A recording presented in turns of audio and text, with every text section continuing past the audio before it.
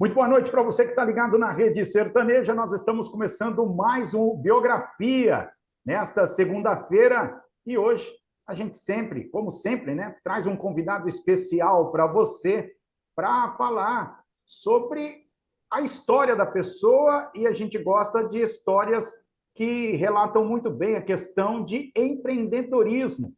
E hoje eu estou aqui com o Carlos Alberto Francisco, que é mais conhecido, principalmente na cidade de Piraju, como Carlinhos Show. Primeiro, Carlinhos, boa noite, tudo bem? Boa noite, Luciano. Boa noite a todos os ouvintes internautas aí da Rede Sertaneja. Muito bom estar falando com vocês nessa segunda-feira. Já passamos o Natal, já estamos chegando aí perto do Ano Novo, né? E graças a Deus, tudo bem. Bom estar falando com vocês, Luciano. Carlinhos, como eu sempre repito no começo desse programa, esse programa chama-se Biografia, então eu vou contar a sua história, eu vou tentar contar boa parte da sua história nesse programa. No primeiro momento, eu queria saber o seguinte: quando criança, quando começou na escola, não sei em que momento você imaginava ou você nem tinha essa ideia de formar essa estrutura empresarial, não só farmacêutica, mas também de direito que você tem hoje?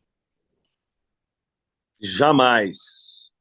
Quando eu entrei na escola, foi no Taleba Leonel, no prezinho com a dona Nininha. Depois do primeiro ano, Dona Cida Morim, segundo ano, Maria Virgínia, terceiro ano, Diva do Dom Pazeto, quarto ano, Leonora Saf, por aí foi. O sonho é aquele de toda criança, todo adolescente, ser jogador de futebol. Você quer ser jogador de futebol. Você jamais imagina que você vai entrar na vida empresarial. Meu pai tinha comércio, a família descendente de sírios, sempre no comércio. E você fala, quero ser jogador de futebol. Esse é o pensamento que eu tinha de pequeno, Luciano. E eu vejo, Show, que você tem muita afinidade nesse sentido com o esporte. Você chegou a passar perto de concretizar o sonho de criança ou não? Olha, eu cheguei perto, mas acabei não indo. Tá? Isso em 1979, na Ponte Preta, mas acabei não indo. Tá? Aquelas coisas, você tem que estudar, você não vai, você tem que estudar. Isso eu fiquei sabendo até depois. Mas é a vida. Então, essas coisas acontecem, a gente fica pensando, será que teria dado certo? Não sei. 1,77 de altura. O Leão foi goleiro da seleção brasileira com 1,78. Mas hoje você fica pensando, será que daria, será que não daria? Então a gente não pode reclamar não do que foi para trás. Vivemos bons tempos. Essa questão de goleiro, você já participava de quais times aqui da região e que surgiu essa oportunidade na Ponte Preta? Ó, o primeiro time que eu joguei mesmo foi no Dom Bosco, né? Comecei no Dom Bosco com 11 anos, depois joguei, aí o Dom Bosco foi até 76, 77, depois eu joguei muito tempo no Timburi, tá? No Tec Timburi Esporte Clube, joguei 2 anos no Timburi, tá?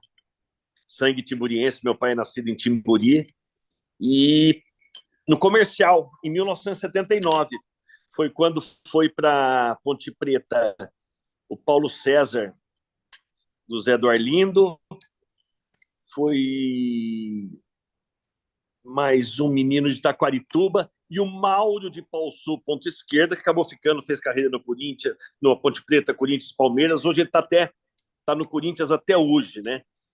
Então, 79 foi o auge, futebol de campo. Que legal. Bom, Não jogava salão naquela época, não. não? Não, salão eu comecei a jogar mesmo em 83, 84, quando eu fui embora de Piraju em 80 e voltei em 84. Aí comecei a jogar mais o salão. Você foi embora de Piraju para... Então, quando eu fui prestar vestibular, eu queria fazer educação física ou comunicação. mas aquela coisa de família. Não, isso não vai dar nada, isso não vai dar nada. E fui fazer administração de empresas na PUC, em São Paulo. Olha que loucura. Eu não gostava de matemática, eu não gostava de números, Luciano. Tanto que eu estava no terceiro ano, eu não conseguia sair do primeiro ano de matemática. Mas o que acontece? Quando eu cheguei no primeiro ano da faculdade, tinha educação física ainda na época, 1981. E o professor era o saudoso Dilofredo Chagas. Aí, quando eu entrei na faculdade, ele falou: pessoal, nós temos um goleiro para o time da faculdade. No primeiro ano. Aquilo caiu de bandeja para mim, né? Aquilo caiu de bandeja para mim. Jogar no time da faculdade. No segundo ano de faculdade, eu comecei a trabalhar, os jogos eram à noite. Aí eu vou ser sincero para você. Aí você acaba não indo na aula, tem aquela benevolência, aí ele joga na seleção da faculdade, não precisa. E no fim eu acabei largando a faculdade. Em 1984 eu larguei a faculdade para entrar na vida empresarial. Foi uma loucura. Foi uma loucura. Por quê? Meu pai tinha loja de tecidos, eu falei, vou voltar para Piraju trabalhar com ele. Voltei em 1984, 1985, 1986, meu irmão voltou também. Aí nós abrimos uma outra loja de tecido em Santa Cruz do Rio Pardo. Aí nós abrimos a loja do Boticário em Piraju. Isso já final dos anos 80, começo dos anos 90. Abrimos loja 775 aqui e lá. Só que lembrar, o 775 era calçados, né? Calçados e confecções. Só que nós pegamos dois planos. Nós pegamos o plano cruzado e o plano Collor. Sim. Tá? O plano cruzado a gente ainda conseguiu levar. Mas no plano Collor, por inexperiência, a coisa começou a ir. Nós tínhamos 7 lojas, a coisa começou a ir à bancarrota. A coisa começou a ir, começou a dar para trás, para trás, para trás. Você fala, mas o que está acontecendo? Aí meu irmão já era formado, ele falou, vou voltar para o mercado de trabalho. Aí em 93 ele voltou para São Paulo para trabalhar e eu fiquei. Só que a coisa não fluía, a coisa não ia. Não ia. Aí veio 95, 96, 97, eu fui fechando. Aí eu falei, eu tenho que fazer alguma coisa. Aí em 98 eu fui convidado pelo Maurício Pinterich a trabalhar na prefeitura. Só que eu havia entrado na faculdade em Marília. Começo de 98. A gente viajava todo dia, saía daqui no primeiro ano, ia para Chavantes, tomava o ônibus, ia para Marília. E eu aceitei o desafio de assumir a Secretaria de Esporte e Turismo. Aí fechei todas as lojas. O meu emprego é da prefeitura. O meu emprego é da prefeitura, Paulo está começando a farmácia. Aí comecei a fazer direito, viajava todo dia. Aí em 99 nós conversamos, resolvemos ampliar a farmácia. Eu não trabalhava com a Paula ainda na Droga Centro. Ampliou e final de 2000 inaugurou. Final de 2000 inaugurou. Minto, final de 2001. Só que chegou no final de 2000, ela falou, a coisa está crescendo, eu quero que você venha trabalhar comigo. E eu fui trabalhar na farmácia, que era ali na esquina, onde era uma mototáxi pequena. A gente morava do lado, e fui trabalhar ali com ela. 2000, e começamos a construir onde é hoje. Reinauguramos em setembro de 2001, Luciano. Só, Carlinhos, eu queria voltar nessa questão.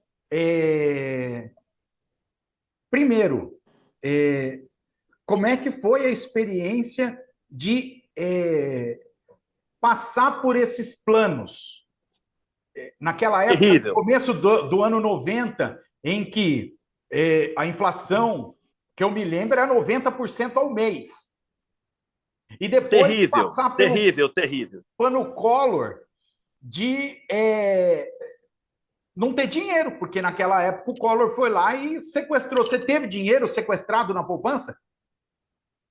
Olha, vou falar uma coisa. Quem não teve? E aí você não tinha dinheiro para pagar. Não era muito, mas você tinha o dinheiro do giro. Então, e as coisas... Folha de pagamento, como é que você vai fazer? Então, um plano desse de impacto, que fala, vamos congelar tudo, vamos parar tudo, vamos zerar, vamos começar tudo de novo. Isso foi muita gente que foi de embrulho. E aí você vai acumulando dívida. Você fala, eu vou emprestar dinheiro daqui, eu vou emprestar dinheiro dali, os bancos dando dinheiro à vontade.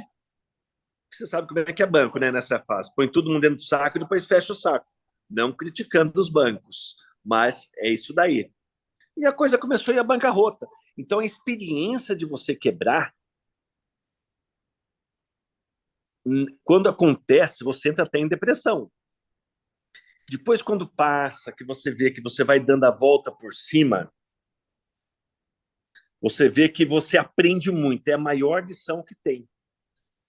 Tanto que quando nós reinauguramos a farmácia em 2001, que eu já estava trabalhando com a Paula, a partir daí surgiu aquela coisa. Vamos investir aqui, continuar aqui, ou vamos abrir em outros lugares? Não, nós vamos continuar aqui. Vamos investir aqui. E valeu a pena. Nós tivemos uma experiência, vou contar um negócio interessante para você. Se eu não me engano, foi em 98, não, 2008. Nós abrimos uma farmácia em Tejupá. Olha aqui, uma farmácia bonitinha, Luciano. Bonitinha. Bem arrumadinha, drogacentro, unidade 2. Equipe boa, 3 funcionários para trabalhar. Não vendia. Não vendia. Aí a gente falava, pessoal, vai gente lá, vai. Mas a farmácia não vende. A Paula falou, eu vou passar 15 dias em Tejupá. Falei, você vai, Paula? Ela falou, vou todo dia, 15 dias em Tejupá. Eu falei, então eu vou falar uma coisa para você. Passou esses 15 dias, nós vamos fazer um diagnóstico, ou continua ou fecha. Porque nós fizemos Tejupá com risco calculado, que se não desse, fechar. Deu os 15 dias.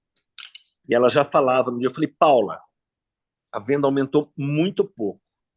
Passa, gente. Ela falou o dia inteiro entre a gente.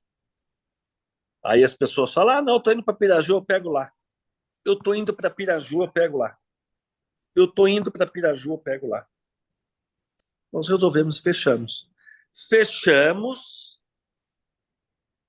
e falamos, vamos fazer um projeto de ampliar de novo a Drogacentro. Certo? Foi quando, no começo de 2011, nós adquirimos uma casa que tinha ao lado da farmácia. E que foi uma ampliação, onde o laboratório de manipulação ficou maior, a área de drogaria ficou maior. E aí surgiu todas essas histórias de televendas, história de entrega, onde você vai abrindo o leque. Eu queria voltar ainda, antes de você chegar na farmácia. Porque aí você começa, você falou que foi para o poder público. Foi para o poder público. Trabalhei segundo semestre de 98, 99 e 2000. Como é que foi essa experiência de trabalhar principalmente na pasta de esportes, que eu posso dizer que é a pasta que tem menos dinheiro, se tiver dinheiro entre e lembrando o poder só uma coisa que passou batido aqui, em 1992, eu quebrado, sem nada, fui candidato a vice-prefeito. E perdemos a eleição. Mas voltando à pasta de esportes, você resumiu tudo. É uma pasta que não tem dinheiro. Você tem que ser criativo. E eu dei sorte de algumas parcerias que foram feitas. Associações de bairro, na época, eram até um pouco fortes. Nós fizemos campos de areia nos bairros, fizemos campo de areia no nosso teto, no Eldorado, fizemos campo de areia na Codes Paulo, nós fazíamos o Mega Society na Sabesp, uma parceria com a Associação Sabesp, com o Eloy da presidente. Você tinha que ser criativo. Reativamos. Para você ter uma ideia, fazia 10 anos que não tinha campeonato municipal. Então, os times de Piraju jogavam só regionais. Aí você vai montar um municipal, você vai falar, aquele pessoal vai montar aquele time, que graça vai ter o campeonato? Aí nós fizemos uma lista. E daquela lista, cada time só podia pegar 3 jogadores. Queriam matar eu. Mas era o modo de voltar a ter o campeonato municipal. Das pessoas voltarem. Aí eu acumulava o turismo também. E você administrar uma pasta de esporte e turismo, não só em nível municipal, mas em nível estadual, em nível federal, é a mesma coisa. Na época, você ia para São Paulo conversar com o secretário de Esportes e Turismo para ganhar alguma coisa, eles conversavam. No final da conversa, te dava 3 troféus, uma bola, um jogo de camisa. E você vinha embora contente. Você entendeu? Então, você bateu no cerne da questão. Uma pasta que não tem verba. Agora, Um legado eu deixei no esporte. Isso eu posso falar e falo de boca cheia. Em 2000, nós fizemos aqui o Campeonato Brasileiro de Rafting. E a verba era pouca para fazer. Não tinha. E o professor Pedro Rocha, na educação, ajudou muito, tá? Fez uma parceria. E nesse Campeonato Brasileiro de Rafting veio o presidente da Confederação Brasileira de Canoagem, Tomazini. E ele ficou encantado. Ele falou, pô, vocês não têm nenhuma verba para montar uma escolinha de canoagem? Tinha uma verba que tinha vindo, mas era por outra coisa, tinha que montar um projeto em 30 dias. Eu virei pessoal do departamento de esporte, eles vamos montar esse projeto? Montamos o projeto e a escolinha de canoagem veio em Piraju e depois foi... Porque na época estava vindo para cá a seleção brasileira treinar. Então isso juntou com o rafting, então foi a semente plantada para a canoagem que virou depois. bom, aí eu vou pegando os ganchos que você vai dando. Tranquilo. Eu também queria falar também sobre essa aventura de ser candidato a vice-prefeito. Cara, como é que foi isso? Como é que foi esse detalhe? Na época, nós estávamos numa reunião na casa do Rubinho de Oliveira, que eu sempre falo, ele não ganhou a eleição, eu teria uma pessoa que tinha que ter tido a oportunidade de ser prefeito de Piraju, porque o Rubinho participou da FECAP, hospital, sindicato rural, era uma pessoa, uma visão empreendedora, mas na época o povo teve outra opção. Só que na época a campanha era 6 meses, Luciano. 6 meses de campanha. Tinha sede forró, você tinha que à noite dançar forró, no outro dia levantar, sair, bater de porta em porta. À noite tinha comício. No outro dia, mesma coisa. A campanha começava ali em maio, junho e até novembro. Não há cristão que aguente. Chegava no último mês, você não aguentava mais. Hoje a campanha é 45 dias. Hoje a campanha ela é até mais barata do que era na época. E na época não tinha lei. Então, você fazer comício, você ficava esperando, o que eu vou falar no comício? Você falava uma coisa num comício, num bairro, às vezes você dava uma errada, vou para outro bairro. E eu lembro da apuração, quando foi a apuração, era na mão, a primeira urna nós ganhamos. Eu falei, sou vice-prefeito de Piraju, só foi a primeira. Mas foi uma experiência boa. Você conhece coisas que você não imagina que tem na cidade. Você visita bairros, existe, não sei se existe ainda, mas acho que existe, pessoas que vivem em condições subhumanas, casa com chão de terra batida. Cheguei a ver isso na época. Com fogão de lenha. Então, quer dizer, não é só favela que estão, nós temos aí perto também. Pode ter melhorado muito, mas não é fácil. É uma lição, que você vê um mundo real. Você sai do seu mundo. Bom,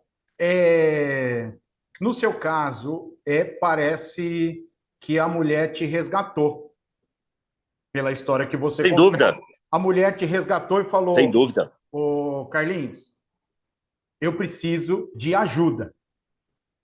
Foi isso mesmo? Exatamente. Você falou a frase certa, ela me resgatou. Ela falou, vem cá.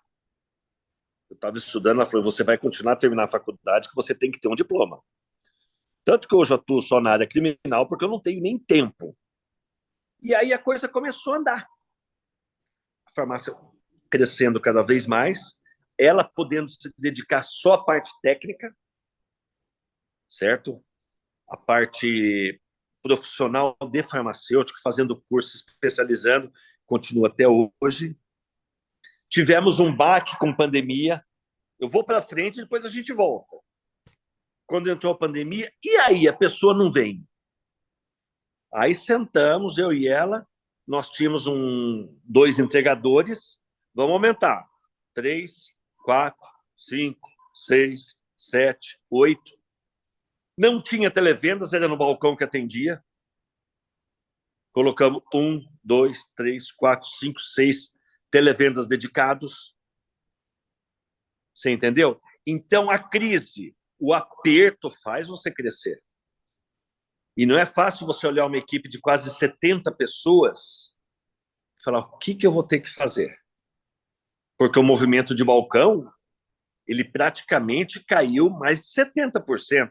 Mesmo falando, as farmácias ficam abertas. Quem que é na farmácia? Então, o que nós fizemos? Nós pegamos uma equipe de balcão e descemos para o televenda. Você entendeu? E durante essa pandemia, nós tivemos aquela crise do surto que deu na farmácia. Você entendeu? Que nós tivemos. Quando deu a crise, eu falei, vamos fechar. Comunicamos a vigilância falou, não tem necessidade. Eu falei, não, nós vamos fechar. É uma atitude que você tinha que tomar no auge ali da pandemia 2021, que você não podia pensar. Você entendeu? Então, quer dizer, vamos fechar. E aquilo deu credibilidade. Porque para você se manter no mercado, você tem que ter criatividade e credibilidade. Você sabe disso, Luciano. Você já esteve em grandes centros, você sabe como é que é. No grande centro, a pessoa dobra a esquina e ninguém sabe mais quem é ninguém. Aqui não. Aqui a pessoa, ela fica esperando o que vai acontecer. E você pensa assim hoje, a Droga Center, tem planos? Tem. Ano que vem nós começamos uma segunda etapa de ampliação de novo. É loucura? É loucura. Mas você tem que... Você está tendo aquilo da população. Você está tendo esse respaldo para poder fazer isso. Que nem a Paula realizou um sonho há 4 anos, que onde começou a farmácia, o prédio não era nosso. E há 4 anos atrás nós pudemos adquirir aquele prédio. Que quando elas foram vender, as proprietárias, quando nós saímos, ela falou, o dia que nós fomos vender, nós vamos atrás de vocês. E até nós não levamos muito a sério. Quando ela foi vender, ela veio atrás de nós. E o plano é ali agora construir a farmácia de manipulação em frente à farmácia. E a farmácia vai abrir espaço de mais 200 metros para uma ampliação. É um projeto que está em estudo. Então, quer dizer, a Paula começou a farmácia com ela e um farmacêutico. Em 2010, eu na parte administrativa, mais 12 pessoas. Aí eu virei para ela e falei, Paula, a necessidade de contratar profissionais é o caminho, porque o mundo não aceita mais amadorismo, né, Lu? Não. Acabou o amadorismo, Luciano. Acabou o amadorismo. Só que você aí, sabe disso. Ô Carlinho, mas eu só queria voltar dentro de uma linha de cronologia para, como você falou, 2000, 2001, em que você entra na farmácia. Mas você não entende de farmácia. E fez o curso de administração participando da seleção Luciano, da faculdade. O primeiro dia meu era ali na esquina, tinha uma salinha pequenininha, me deram uma pasta para fazer pedido. Falei, meu Deus do céu, o que eu vou comprar? A primeira compra que eu fiz, comprei só coisa que não vendia. Aí você começa, e estava começando, a informatização não estava como é hoje. Você entendeu? Que você dava um enter, saía a lista do que você tinha que comprar. Você entendeu? Era no caderno ali de falta na mão. Aí você viu um produto lá, Você falava, vou comprar isso aqui, vendeu hoje, vou comprar 3 dele. Mas ele vendeu hoje, mas fazia 3 meses que não vendia nenhum produto desse. Aí você vai apanhando, você vai apanhando, você vai apanhando, você vai apanhando, você vai apanhando. Até que chega uma hora, você tem que aprender. Você tem que aprender. Hoje o comprador sou eu. Mas se você perguntar para mim, eu vou tomar um remédio, para que serve? Eu vou falar, você vai na farmácia e pergunta. Eu não sei para que o remédio serve. Eu sei que o antibiótico, no inverno, ele vai vender mais do que no verão. Então, quando chega maio, eu tenho que estocar mais antibiótico. Eu sei que protetor solar para o verão vai ter que comprar mais. Eu sei que certos produtos de estômago vai vender mais fim de ano. Mas para que serve? Você chegar para mim e falar, Carlinhos, eu tô com uma dor de cabeça, é uma dor de cabeça que lateja, o que eu tomo? Eu falo, toma uma cervejinha aí, depois vai passar com o engove. Você entendeu? Então, quer dizer, são essas coisas aí que foi mudando muito em mim isso daí. E aí, de você lidar com grandes laboratórios. Porque, vamos supor, você vai aprendendo, hoje, a gente senta a conversar com grandes laboratórios, sou eu que negocio. Eu que negocio, já sei o que precisa comprar, eu sei aquela compra que você tem que fazer ela maior para você poder vender mais barato. Então, negociar com grandes laboratórios não é fácil. O mercado farmacêutico, eu sempre falo, é o mercado mais difícil que tem. É um mercado, como é que eu posso dizer assim? É um mercado que poucas vezes ele entra em baixa, principalmente as indústrias. Então eu sempre falo, a ponta no balcão com o cliente é o que sofre tudo da pressão das indústrias. Durante a Covid, que muitos medicamentos sumiram, a indústria falou, vou cortar os descontos. O que eles fizeram? Um produto que você comprava com 30% de desconto e repassava com 30% para o cliente, eles cortaram o desconto para 10%. Indiretamente, eles deram um aumento de 20%. Só que ninguém via isso. A pessoa só via que a coisa estava subindo no balcão. Todas as farmácias começaram a passar isso. A gente conversa com as outras farmácias, todas as farmácias começaram a passar isso. Então, é um mercado que a pessoa não pode ficar sem aquilo. Eu vou jantar hoje. Pode ser arroz, feijão, bife, batata frita? Pode. Eu vou jantar amanhã. Pode ser uma macarronada com salsicha? Pode. O medicamento, não. O médico deu, você vai ter que tomar aquilo. E o mercado tem que ter aquilo. Você entendeu? Agora, eu falo, num grande centro, uma farmácia, a pessoa chega, pede, você entrega. Vem com a receita, você olha a receita, você entrega.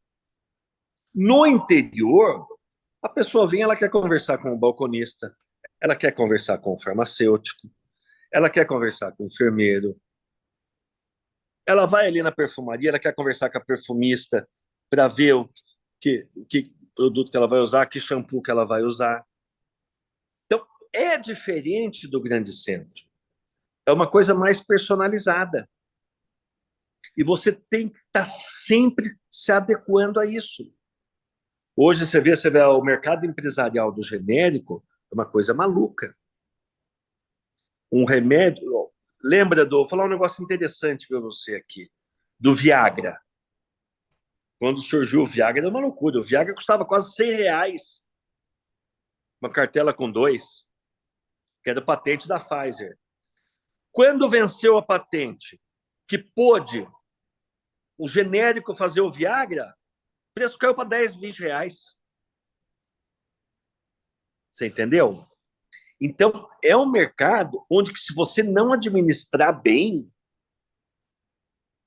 se você não tiver um norte para o que você vai fazer, você entra numa roleta que você pode não sair.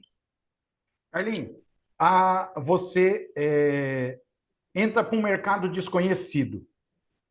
Sim. Você tem essa dica, essa ideia de como você superou isso para ter esse sucesso que a farmácia tem hoje? Comecei a ler, perguntar. Eu tinha amigos da Paula, da faculdade, que tinham farmácia, eu ligava para eles. Ligava para eles. E aí nós tivemos funcionários na farmácia também, colaboradores que entendiam também, que me ajudaram muito. E hoje me ajudam muito. Tudo que eu aprendi eu devo à equipe da farmácia. Nós temos hoje lá funcionários com 28 anos de casa, com 22 anos de casa, com 20 anos de casa. Você entendeu? Eu estou com 20 anos de casa. Tem uns 3 lá com mais anos de casa do que eu.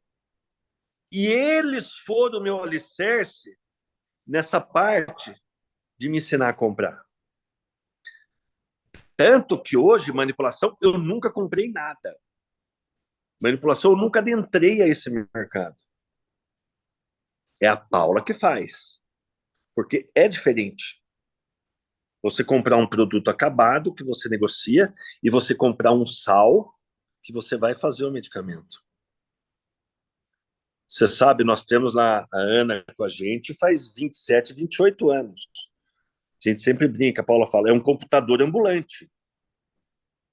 E hoje nós temos uma equipe, se eu for citar, eu cito ela em nome de todos, se eu for citar cada um aqui, hoje ali, e eles me cobram. O legal é isso. Ainda hoje, se eu faço uma compra errada, eles descem na minha sala, colocam e falam, por que você comprou isso? Não, a indústria falou que esse medicamento vai sair e tal. Ela falou, você viu o preço? Tem o mesmo medicamento que é mais barato.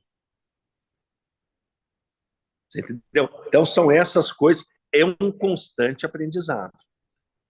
Se você não administrar a equipe, que nem a pessoa fala, nossa, você tem que só administrar a conta que você tem no banco.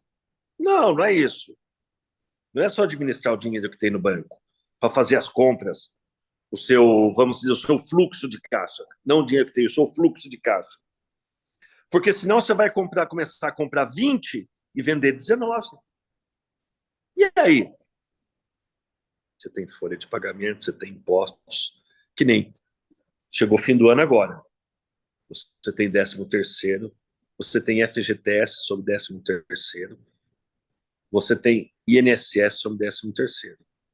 Se você não vir provisionando isso durante o ano inteiro, vai chegar ali e você não vai ter. E hoje eu falo uma coisa para você, Luciano. Eu não soube administrar quando eu tive comércio. Eu não soube administrar. Eu tive loja do Boticário que jamais eu poderia ter me perdido. Mas por quê? Você começa a tirar dinheiro bom colocando dinheiro ruim.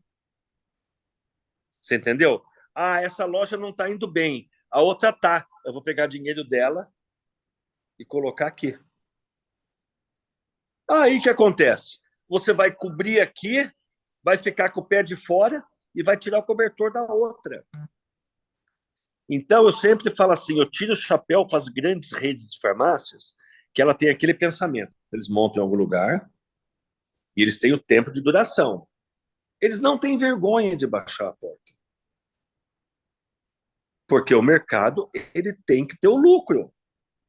Agora, eu não soube administrar, eu reconheço isso daí.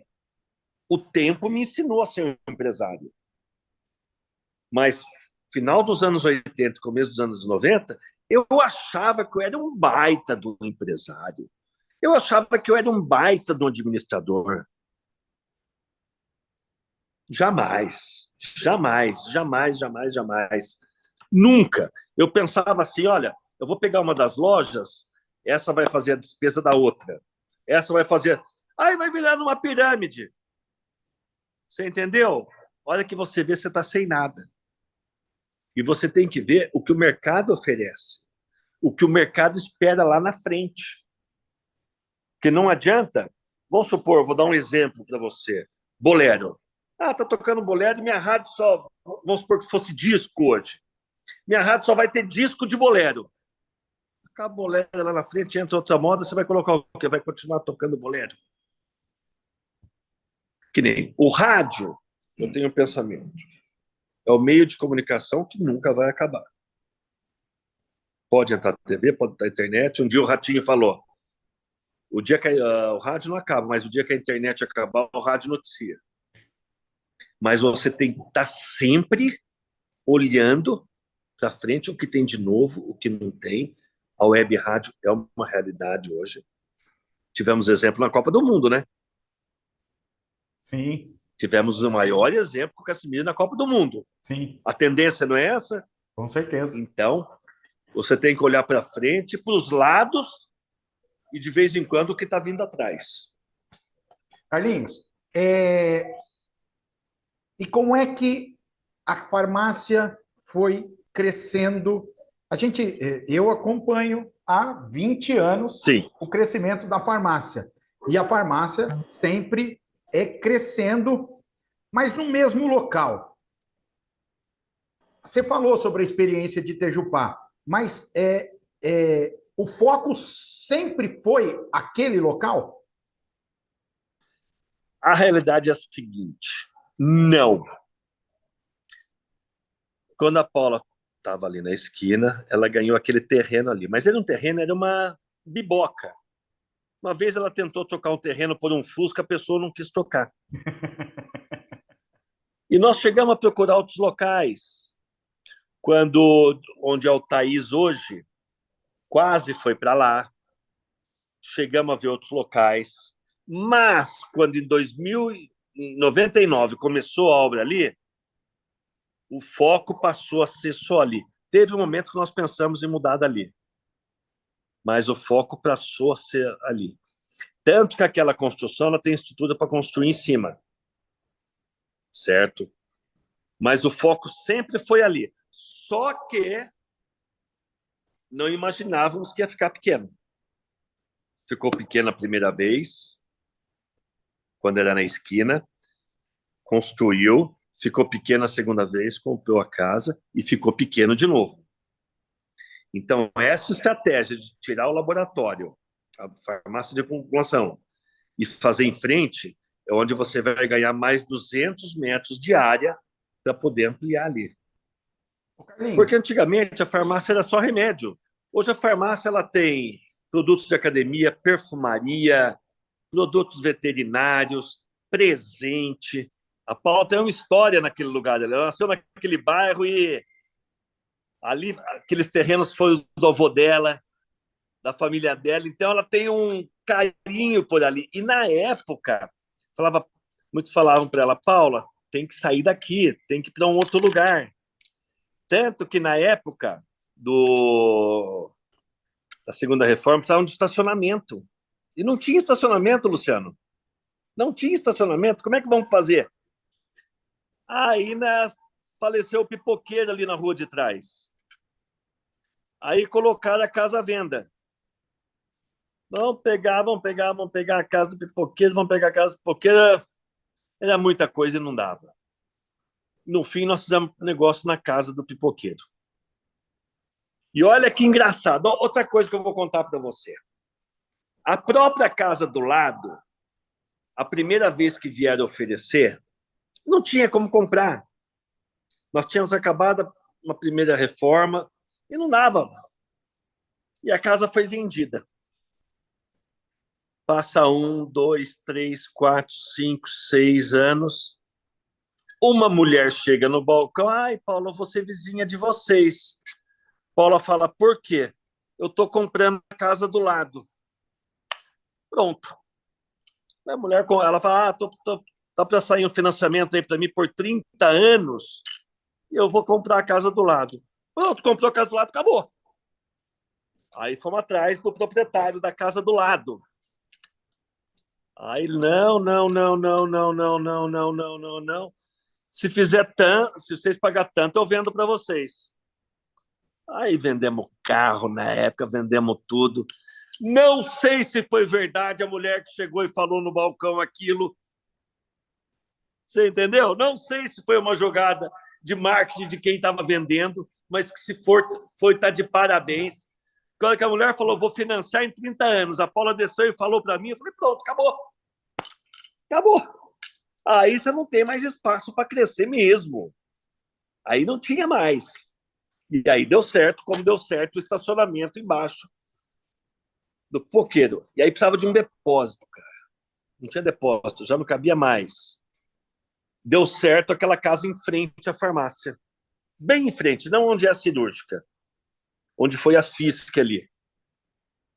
Aí o pessoal brinca, pô, mas você vai pegar uma casa para fazer depósito? Para fazer o quê? Não tem onde. Você vai alugar um depósito longe. Você pega um estoque de fralda, que nem ontem, antes de ontem, descarregou um caminhão de fralda. Vou colocar na porta da farmácia. Então, são coisas que vão surgindo que você não imagina. Você fala, puxa, eu tenho que investir. Eu tenho que investir. O lugar ficou pequeno. Sim, mas surgiu essas oportunidades que nós temos que agradecer muito a Deus. Muito de ser do lado. Estacionamento do lado, a casa em frente, a casa onde foi o mototáxi ali, o prédio onde foi o mototáxi. E são coisas que você tem que agir que você não pode esperar. Às vezes é um imóvel que para o mercado pode não valer tanto. Mas para você, você fala assim, é isso aqui para mim. Se o outro pegar ali, não tem. Ô, Carlinhos, quando que você se sentiu realmente parte da equipe da Droga Centro? Eu me senti realmente parte da equipe da Droga Centro quando eu terminei minha faculdade em 2002, quando eu passei na OAB, final de 2003, começo de 2004, quando eu terminei minha pós-graduação em Direito Penal e Processual Penal em 2005, na UEL, em Londrina. Você vai falar, mas isso não tem nada a ver com a farmácia. Mas a partir dali, eu deixei de ser somente o marido da Paula. Você entendeu? Porque se eu não me formo, se eu não faço minha especialização e eu não começo a advogar, eu seria um eterno encostado, por mais que eu fizesse. Por mais que eu trabalhasse, por mais que chegasse às 6, saísse 10 da noite. Você entendeu? Então, quando você fala o termo, a Paula te resgatou. Tanto que ela resgatou e falou, termina a faculdade, me incentivou. Aí, 2005, 2006, falei, poxa, agora eu tenho uma profissão, eu tenho uma formação universitária. Se eu quiser, eu posso sair daqui, montar meu escritório, tocar minha vida, mas eu vou estar sendo injusto com quem me resgatou. Então, a partir de 2006, aí eu me senti parte integrante da Droga Centro, como sendo ali uma figura essencial na parte de compras, na parte de administração de equipe. Você entendeu? A farmácia, ela demanda muito treinamento, né, Carlinhos? Constante, constante. Não tem isso, tanto que o treinamento da parte técnica que a Paula que faz, treinamento da parte administrativa, nós temos consultoria constante, certo? A gente tem consultoria permanente, porque as coisas mudam a cada dia. Para você ter uma ideia, quando nós fizemos um estudo, será que vai abrir num bairro? Será que vai abrir no outro? Será que compensa? O que nós fizemos? Hoje, isso é coisa recente. Hoje a gente tem 4 integradores, que praticamente 2 para um lado da cidade, 2 para o outro, como se fosse uma cruz, cima, embaixo, lado, lado. O próprio Televendas, a consultoria, passou uma semana aqui, vendo as pessoas no balcão, atendendo o telefone e conversando com o cliente. Ela não atendia bem o cliente, não atendia bem o telefone. Aí que nós começamos a fazer o televendas dedicado. Só televendas. Certo? É difícil, é. Ainda tem alguma coisa que falha? Ainda tem alguma coisa que falha. A perfeição você nunca vai ter. Em grandes centros é muito difícil. As farmácias que têm televendas fazem entrega gratuita. Em Piraju nós temos vários lugares que fazem entrega gratuita. O povo de Piraju é um povo privilegiado nesse sentido. Mas voltando, a consultoria, ela vê que você precisa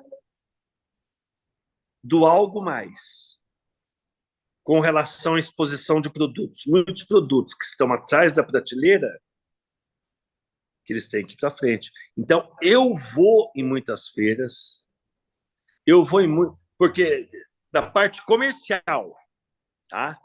De feiras da parte comercial. A Paula vai em feiras da parte técnica, como Consulfarma, outros congressos que ela vai, para fazer cursos. Eu vou nas feiras que é da parte comercial, da parte estrutural, da parte de lida com grandes laboratórios, da drogaria. Então, a gente tem que dividir isso daí. Eu tenho as pessoas comigo na farmácia, os braços direito meu hoje. Ela tem os braços direito dela. Certo? Você tem que... Eu até falo, eu acho que se eu não trabalhasse junto com a Paula, hoje a gente não estaria junto, porque você jamais vai entender o que é uma empresa comercial com 70 colaboradores. E de comércio, que você tem que abrir todo dia às 7 da manhã, fechar 8, 9 da noite, você tem que estar lá. Às vezes a pessoa fala, mas você nem precisa ir mais lá. Precisa. Às vezes até a pessoa fala, Paulo, eu vou lá, você não estou vendo você. Não vê você todo dia, mas às vezes ela tem que estar dentro do laboratório. Que ela todo dia está dentro do laboratório, que ela desenvolve, ela dá o start em tudo. Tudo passa pela mão dela, dentro do laboratório. Tem mais uma farmacêutica lá dentro. Tá? E no balcão nós temos mais 4 farmacêuticos também. Tem enfermeiro do padrão, tem técnico de enfermagem. Então você monta uma estrutura profissional. Não é aquela coisa. Tem a parte comercial? Tem, é a principal. Mas a estrutura profissional. Só que na parte técnica, tudo passa pela mão dela. Um respiro dentro do laboratório tem que passar pela mão dela. E na parte de compras, até pode ser um pouco diferente que a parte que eu administro. Que às vezes você pode terceirizar ela um pouco para alguém fazer. E isso é uma das razões de sucesso. No caso de vocês, quanto mais cresceu, mais responsabilidade e mais dificuldade teve? Sem dúvida nenhuma. Sem dúvida nenhuma. Porque o crescimento ele não tem volta. Você não pode parar. Às vezes a gente fala, vamos estacionar. Que nem esse sistema nós estávamos pensando, o Murilo está estudando fora, o Murilo não vai voltar mais, vai tocar a vida dele lá. Aí a Paula falou, não, nós vamos continuar crescendo. Tanto que nós, em 2021, 2020, 2021, nós contratamos uma empresa que nós trocamos toda a logotipagem da farmácia, tudo logotipo novo, tudo fachada nova, tudo, tudo, tudo. Até começaram a achar que a gente tinha vendido a farmácia. Muitas pessoas chegaram a achar que a Drogacine tinha vendido. Pessoas falavam, não, a Paulo e o Carlinhos venderam a farmácia, porque o Murilo não vai voltar mais para Piraju. Ah, eles venderam, já viram que mudou tudo. Você vê que as coisas não estão mais que nem... a fachada mudou. Só que agora o pessoal já sabe. Foi um avanço que foi feito. O nosso logotipo era muito difícil. Tudo que a gente ia falar, a fazer, a logomarca nossa era muito difícil de encaixar, tanto para impresso quanto para propagandas. E aí nós contratamos uma empresa para fazer isso daí. E agora, eu sempre falo, falar, Paula, vamos parar, vamos vender. É a mesma coisa que você pegar um atestado de óbito e dar na mão da Paula. Você entendeu? A vida comercial, ali na farmácia, a vida do laboratório é a vida dela. Ela desce, ela passa... Eu tenho meu setor lá, que é mais limitado, que eu não faço atendimento. Ela chega, ela vai em todos os setores. Eu sempre brinco. A Paula é hoje a única que sabe fazer tudo na farmácia. Porque ela chega de manhã, a primeira coisa, vai no laboratório. Se tiver que ficar o dia inteiro no laboratório, ela vai, chama, vai na frente, volta, vai para o laboratório. Quando ela quis fazer a farmácia clínica de vacina, que foi uma das primeiras do estado, ela falou, Carlinhos, eu quero tornar a farmácia clínica de vacina, procure um curso e veja toda a documentação. fechei o curso, toda a documentação, agora tem que fazer o curso. Ela foi fazer o curso, você entendeu? Dá tudo pronto para ela, Paulo, o curso é em tal lugar, ela vai. Quando o veterinário, a manipulação veterinária, que saiu autorização esse ano, ela foi fazendo especialização em veterinária, e nós, na parte administrativa, trabalhando para que saísse a autorização no Ministério da Agricultura, porque a veterinária é pelo Ministério da Agricultura. O caso da cannabis, ela falou, vou me especializar em cannabis. Passou a fazer parte da associação, ela falou, mas a gente precisa de autorização judicial. Isso o administrativo que vai fazer. Então, você vê que é um conjunto que vai unindo as coisas. A gente corre atrás da parte administrativa, da parte documental, da parte legal, e ela vai para a parte operacional. Ela vai fazer curso, tiver que fazer um, ela faz, tiver dois, ela faz, tiver 3, ela faz. Não importa. E como é que é a relação até... Como é que unir o profissional e o pessoal entre vocês dois? Eu falo, na farmácia nós somos 2 profissionais. Se tiver que discutir, se tranca na sala, discute. Se tiver que ficar sem conversar na farmácia no dia, fica. Às vezes eu estou na minha sala negociando alguma coisa, ela entra, começa a falar. Eu falo para ela, posso continuar fazendo o que eu estou?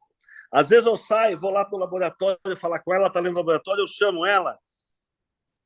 Difícil acontecer. Ela vem e fala, você não está vendo que eu estou aqui dentro, eu não posso sair? Estou falando coisas até particulares nossas. Porque se não for assim, não existe essa uma de eu bater na porta do laboratório, ou ela está no balcão e falar, benzinho, meu amor, vem aqui, eu preciso conversar. Não existe. Mesma coisa quando eu estou na minha sala, ela entra, Carlinhos, eu posso falar com você? Você me dá 1 minuto da sua atenção? Não existe isso. É pauleira, pá. Agora sai dali, chega em casa, janta, senta. Aí a gente vai comentar algumas coisas do dia, falar que não comenta coisa de farmácia, é mentira, que comenta. Só que daí você já comenta em outro clima. Você entendeu? Você já está na sua casa, já está assistindo uma televisão, batendo um papo, mas lá dentro você tem a relação, é marido e mulher, são proprietários, mas a coisa tem que fluir, a coisa tem que rodar. Então não pode ter aquela coisa de, às vezes eu vou almoçar, ela vai depois. Você entendeu? Às vezes ela não vai almoçar, às vezes eu não vou almoçar, a gente pede marmita, eu como depois ela come. A vida matrimonial nossa, ela começa depois do expediente. Você entendeu? Ainda hoje foi até um dia diferente. Hoje nós quisemos ir nas vilas assistir uma missa. Falei, Paula, vamos. Saiu eu, Hélio e o Murilo correndo, fomos, assistimos. É uma exceção. Mas você não pode misturar a matrimonial com a profissional. Senão, às vezes, quando você tem que falar um não de alguma coisa, você fala, eu não posso falar não porque ela é minha mulher. Eu não posso falar que ela está errada, ela não pode falar que eu estou errado. Ela está entrando na minha seara, eu estou entrando na seara dela. Ô, Carlinhos, então é por isso que dá certo. Mas aí eu digo, esse é o segredo do sucesso de vocês com a Droga Center? Esse é o segredo do sucesso. É você integrar a equipe. É você sentar com a equipe ali à tarde. Às vezes você vai comer um pão com mortadela, você está comendo com o pessoal ali. Tem até uma colaboradora que trabalhou conosco, que não está mais, né? Ela fala que saudade de vir tocar mistura. Você tem que estar com a pessoa o dia a dia. Você vive mais com os colaboradores do que com a sua família. Você vive mais lá com o pai, com o irmão, senta às 8, às 6, as pessoas estão ali. Então, tudo que acontece de coisa tem que ficar ali. Erra, às vezes a gente erra, sim, não vou dizer que não. Mas o segredo do sucesso é você ter uma equipe inteirada e jamais misturar o pessoal com o profissional. Isso jamais. A partir do momento que você mistura o profissional com o pessoal, você está tirando foco de uma empresa, você está tirando foco da sua família. E aí, você se forma em direito. Sim. Só que aí, vamos começar lá. Você falou que queria ser atleta, depois queria fazer educação física, tentou administração e não deu certo. Por que o direito? O direito, eu vou contar uma história para você. Eu a vida inteira morei do lado de fora e eu sempre achei bonito. E eu sempre achei bonito o direito penal. Na época que eu era novo, tinha em Piraju o doutor Simeone, doutor Mendes, doutor Ovidinho, o Chico Mendes, filho do Lendão, o próprio Pedro Montagnoli, de Manduri. Eu ia ver o júri e achava a coisa mais linda do mundo. Falei, eu tenho que fazer júri. Tanto que eu fui fazer a faculdade, eu tinha 37, 38 anos quando eu fui fazer a faculdade. E eu falei, vou fazer direito penal. Hoje, praticamente, eu só faço júri, né? Porque eu não tenho tempo de advogar em outras coisas. Então, eu faço júri, faço plenário. E eu amo, eu amo. Quando eu tenho algum júri para fazer marcado, praticamente eu fico 3 dias sem trabalhar na farmácia.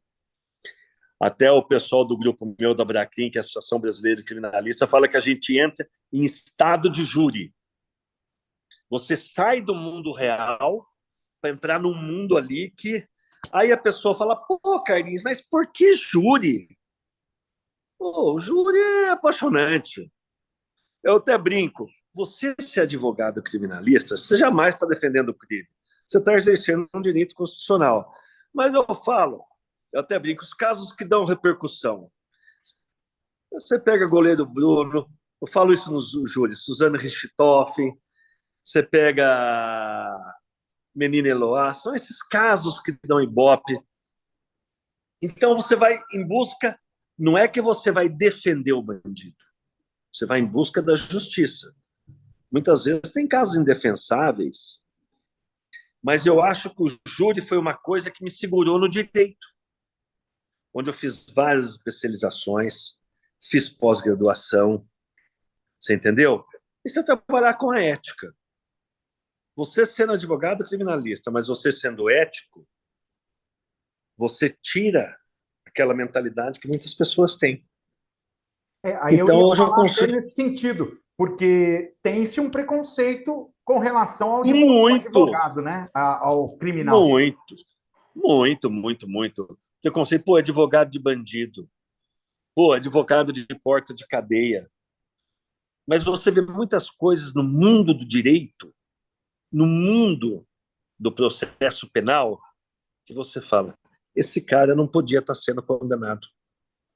Tivemos o caso aquela vez da escola base lá, que acabaram com a família. Você entendeu? Se não fosse um advogado criminalista na época para provar que eles eram inocentes, você entendeu? Então a gente vai conciliando desse jeito, mas a prioridade é a farmácia, a empresa drogacêutica. Só que aí eu queria voltar na questão jurídica, porque você também trabalhou em comunicação, aliás, ainda trabalha em comunicação, porque você apresenta muitos eventos, que eu sei. Sim, sim. Isso também ajudou nessa questão? Era aliar o útil ao agradável? A questão da Sem comunicação dúvida. com o júri? Ah, não tenha dúvida. A comunicação, para mim, foi o tempo de rádio, de falar. Isso aí foi essencial para o júri.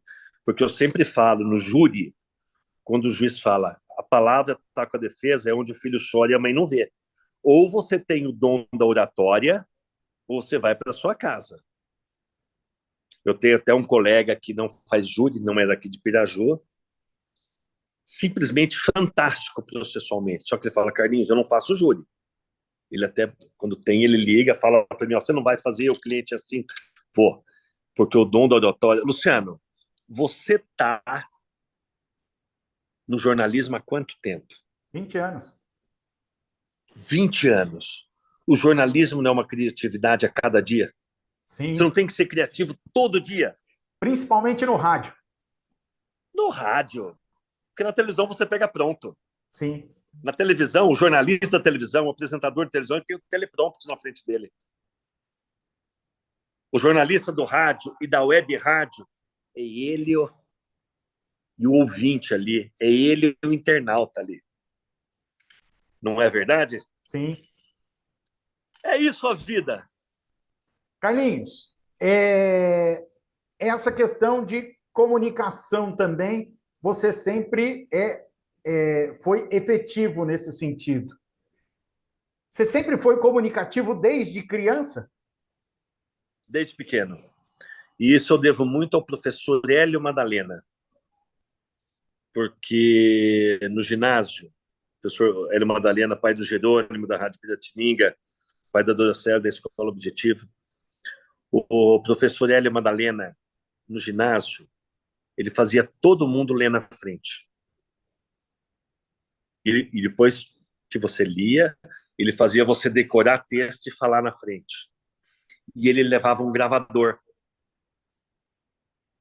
E depois ele gravava e colocava para você escutar. Os que eram mais comunicativos, ele levava na Rádio Piratininga do Nelson Meira.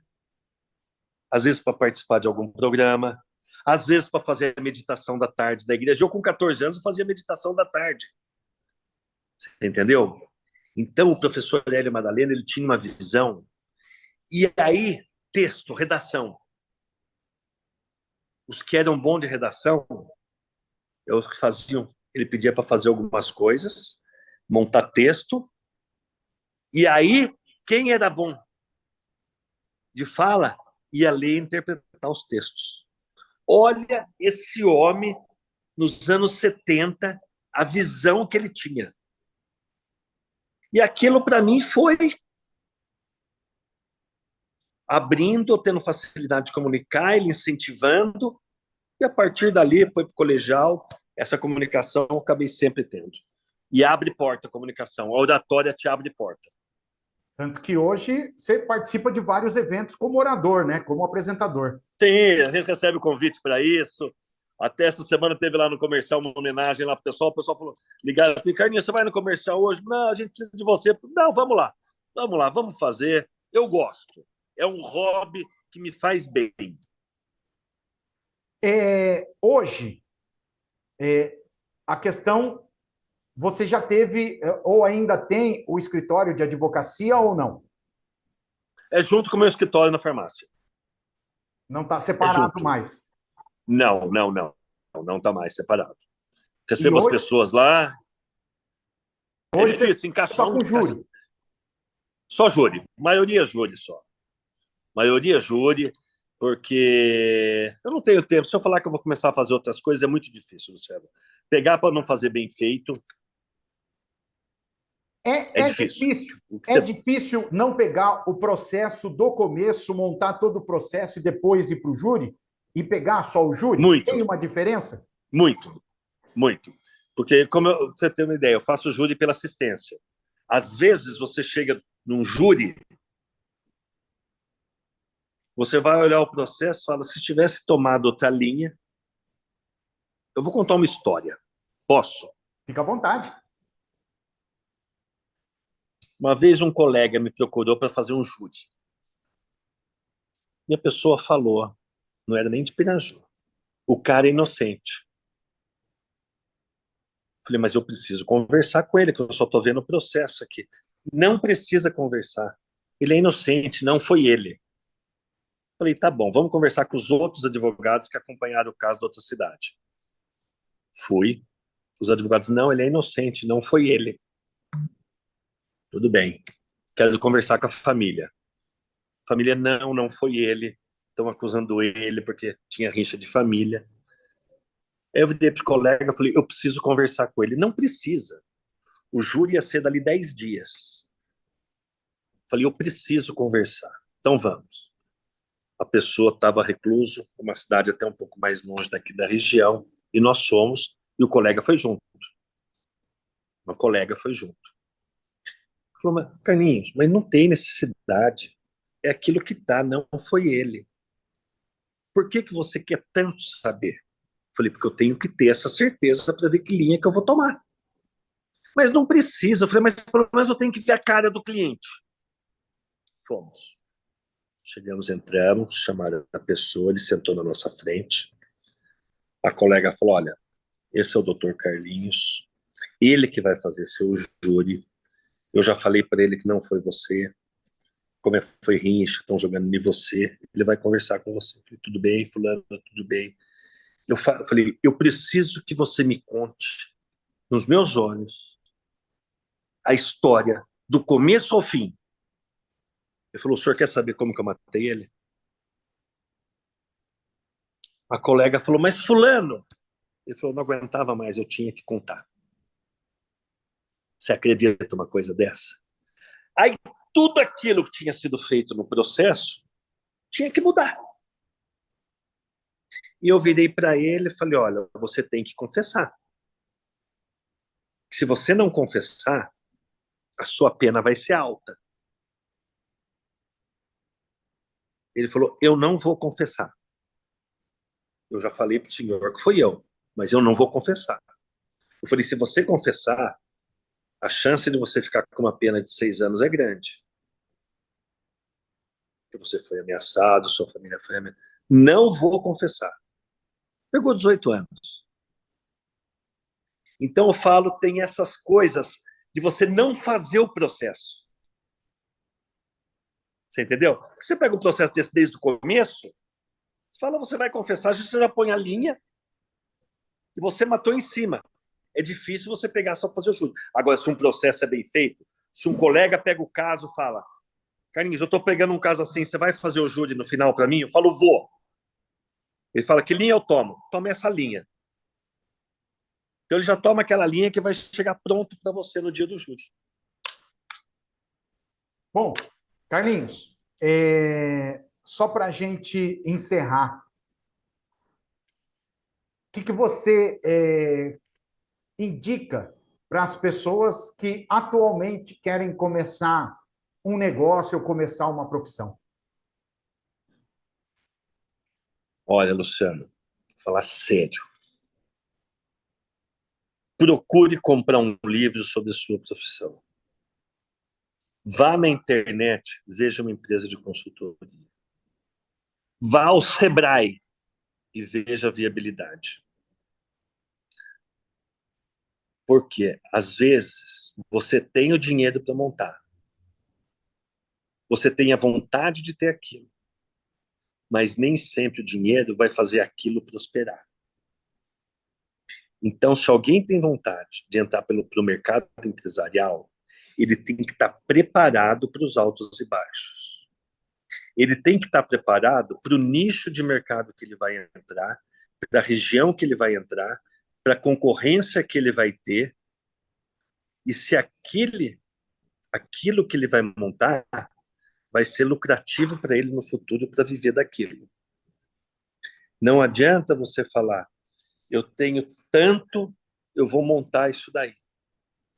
Montar é fácil.